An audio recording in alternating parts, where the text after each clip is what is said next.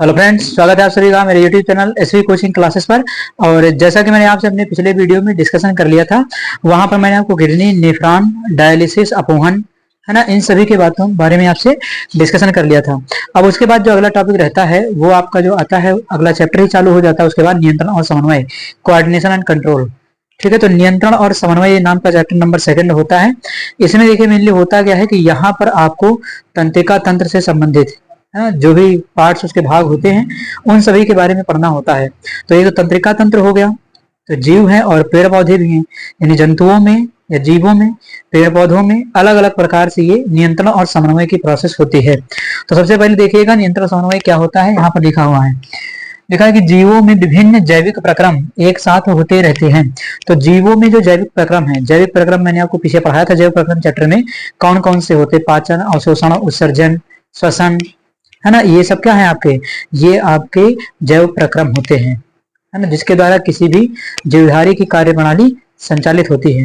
ठीक है, उसके बाद क्या है लिखा हुआ कि जिससे सभी में सामंजस्य बनाए रखने को समन्वय कहते हैं। कहता कि ऐसा होता है और इस संबंध बनाए की प्रोसेस को, प्रक्रिया को क्या कहा जाता है। तो यहाँ पर आपको बता दिया गया कि इसको हम समन्वय कहेंगे, यानी कोऑर्डिनेशन कहते हैं। तो इस प्रक्रिया को क्या कहेंगे, समन्वय यानी कोऑर्डिनेशन। अब कोऑर्डिनेशन के बाद लिखा हुआ कि इस संबंध को स्थापित करने के लिए जो व्यवस्था होती है, कहता है कि इस संबंध को स्थापित करने के लिए, है ना, कोई प्रोसेस हो रही है तो टाइम से हो, है ना, उसको कहते हैं समन्वय।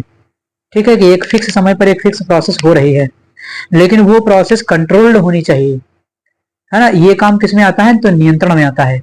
ठीक है, तो संबंध को स्थापित करने के लिए जो व्यवस्था होती है उसे नियंत्रण कहते हैं।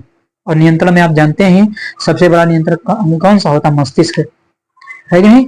तो ये क्या करता है कि पूरी बॉडी पर नियंत्रण रखने का काम करता है ना। अभी आप पढ़ेंगे इसमें तो केंद्रीय तंत्रिका तंत्र, परिधीय तंत्रिका तंत्र, है ना, तंत्रिका कोशिका या न्यूरॉन की संरचना पढ़ेंगे। ठीक, तो उसके विषय में जानेंगे। फिर उसके बाद देखिए लिखा हुआ है, जंतुओं और मानव में नियंत्रण एवं समन्वय मुख्यतः 2 प्रकार से होता है। देखिए जंतुओं में यानी जानवरों में, है ना, जानवर में मनुष्य भी आ जाता है, और पेड़ पौधों में नियंत्रण समन्वय की प्रक्रिया अलग अलग होती है ना। यहाँ पर जो जानवर है, जो जीव है, उनमें आपका जो होता है वो तंत्रिका तंत्र के माध्यम से नियंत्रण समन्वय होता है। ठीक है, तंत्रिका तंत्र के माध्यम से मनुष्यों में नियंत्रण और समन्वय की प्रक्रिया होती है। वहीं पौधों में क्या है, तो पौधों में जो नियंत्रण समन्वय की प्रक्रिया होती है वो होती है रासायनिक तंत्र के द्वारा। ठीक है, रासायनिक तंत्र के द्वारा आपके पौधों में क्या होता है, नियंत्रण और समन्वय की प्रक्रिया होती है। आपने पढ़ा होगा ऑक्सिन, जिब्रेलिन, साइटोकाइन, ये सब हार्मोन निकलते हैं, है ना, पादप हार्मोन जिनको कहते हैं। तो इन्हीं हार्मोन के माध्यम से ही किसी भी पेड़ पौधे की जीवन प्रक्रिया चालू रहती है, या जैव प्रक्रिया चालू रहती है। ठीक है, तो यहाँ पर लिखा हुआ है कि इसके 2 भाग थे, तंत्रिका तंत्र और रासायनिक तंत्र। रासायनिक तंत्र में आपके हार्मोन वगैरह आ जाएंगे, अंतःस्रावी, बाह्यस्रावी हार्मोन वगैरह।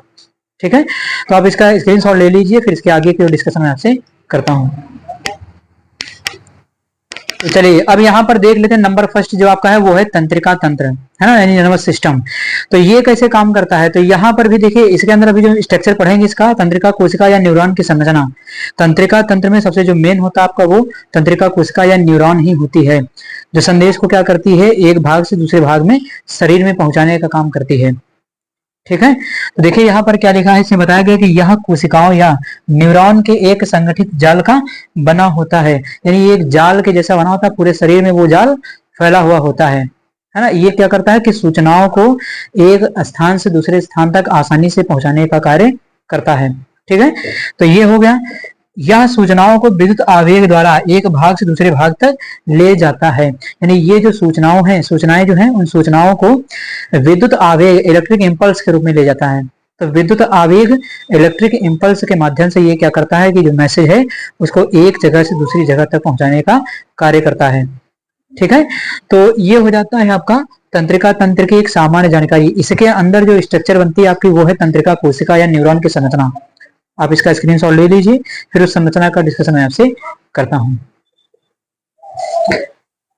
तो चलिए अब यहाँ पर देख लेते हैं कि नर्वस सिस्टम यानी जो आपकी न्यूरॉन है उसकी संरचना, या इस तरीके से कभी कभी आ जाता है कि न्यूरॉन की संरचना का सचित्र वर्णन कीजिए।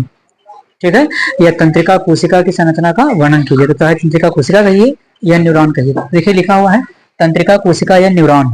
ठीक है, ये क्या काम करता है, तो ये जो है किसी भी संकेत को पूरे शरीर में पहुंचाने का काम करता है ना। जैसे आपने देखा होगा ना कि जब किसी भी गर्म या ठंडी वस्तु पर हाथ वगैरह हमारा पड़ जाता है तो ऑटोमेटिक क्या होता है, वो हट जाता है ना, क्योंकि उसकी सूचना सीधे कहाँ से जाती है, इसी न्यूरॉन से होकर के जाकर के ब्रेन को मिलती है। और ब्रेन प्रतिक्रिया में क्या दिखाता है कि उस हाथ को या जो भी अंग टच हुआ हो उसको वहां से हटाने का काम कर देता है ना। तो ये क्या करता है कि सूचनाओं को शरीर के एक भाग से दूसरे भाग में पहुंचाने का सबसे बड़ा रोल तंत्रिका कोशिका या न्यूरॉन का होता है। ठीक है, तो यहाँ पर फिर देख लेते हैं, डायग्राम में भी आपको यहाँ लगा दूंगा, इसको भी समझा दूंगा, लेकिन पहले यहाँ थोड़ा थ्योरी पढ़ लिया जाए, है ना। देखिए क्या है लिखा, नंबर फर्स्ट है द्रुमिका, है ना, डेंड्रॉन कहते हैं इनको, डेंड्राइट, है ना, द्रुमिका। सभी सूचनाएं जो मस्तिष्क तक जाती हैं, ये सूचनाएं एक तंत्रिका की द्रुमिका द्वारा अर्जित की जाती हैं और रासायनिक क्रिया द्वारा विद्युत आवेग उत्पन्न करती हैं। यानी सूचनाओं को ग्रहण करने का काम कौन करता है, द्रुमिका, डेंड्राइट। ये सूचनाओं को ग्रहण करने का काम करती है और ग्रहण करके क्या करेगी, आगे की ओर भेजेगी। आगे कहाँ भेजेगी, तो इसके अंदर क्या होता है, कोशिका द्रव्य होता है ना।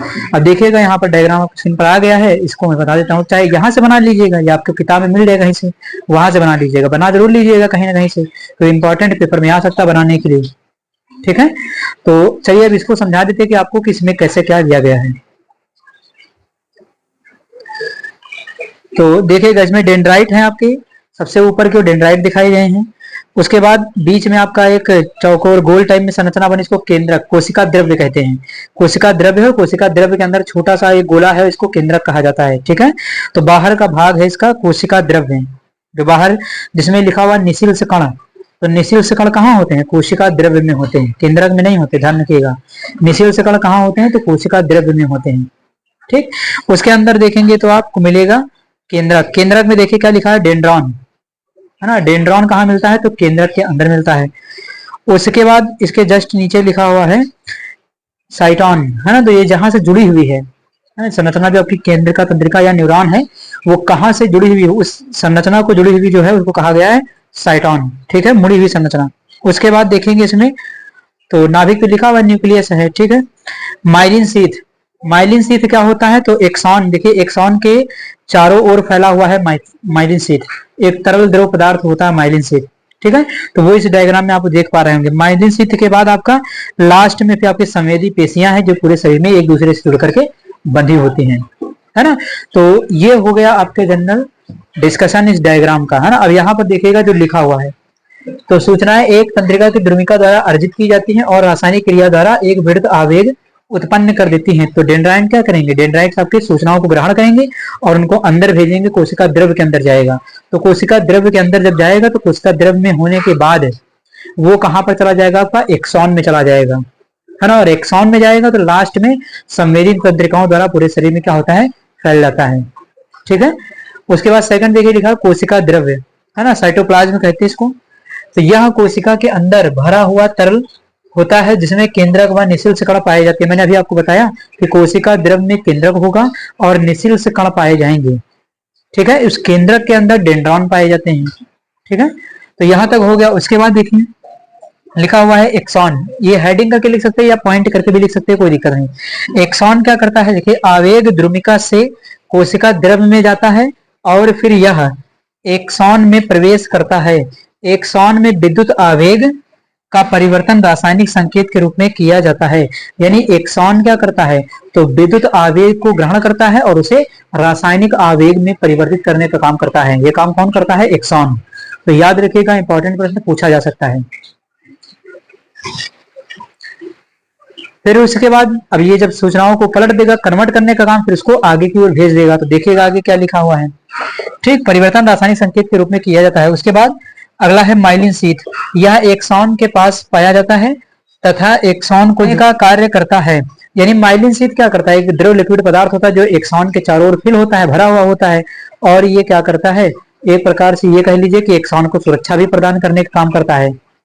ठीक है, बाकी तो बात यहाँ पर लिखी हुई है कि यह क्या करता है, एक्सॉन को जोड़ने का काम करता है। एक्सॉन आपस में जुड़े रहे, है ना, उनका संबंध बना रहे, कोऑर्डिनेशन उसमें बना रहे।